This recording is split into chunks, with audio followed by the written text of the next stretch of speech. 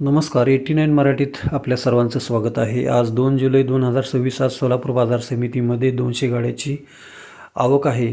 शेतकरी मित्रांनो, बहुतांश शेतकऱ्यांना वाटत आहे की भाव कधी वाढणार, कधी 3000 ते 5000 भाव जाणार, अशी प्रत्येकाला आशा लागून राहिलेली आहे.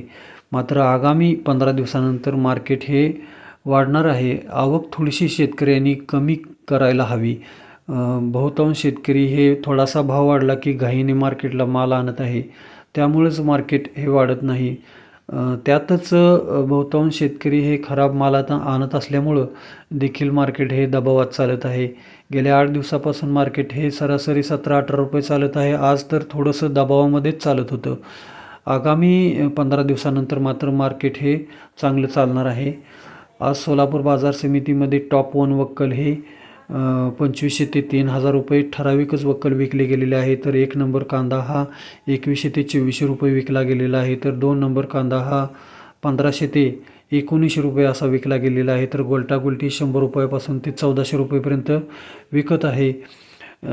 एकूणच सध्या पावसाळी वातावरण व थोडेसे खराब झालेले कांदे यामुळं मार्केट सध्या दबावात चाललेलं आहे. जसजशी आवक कमी होईल तसतसं मार्केट हे वाढत जाणार आहे. त्यामुळं शेतकऱ्यांनी थोडासा धीर धरणं अपेक्षित आहे. काल कोल्हापूरला सरासरी 1400 रुपये गेला, तर वाशी मुंबईला जवळजवळ 1800 रुपये विकला गेलेला आहे. नमस्कार.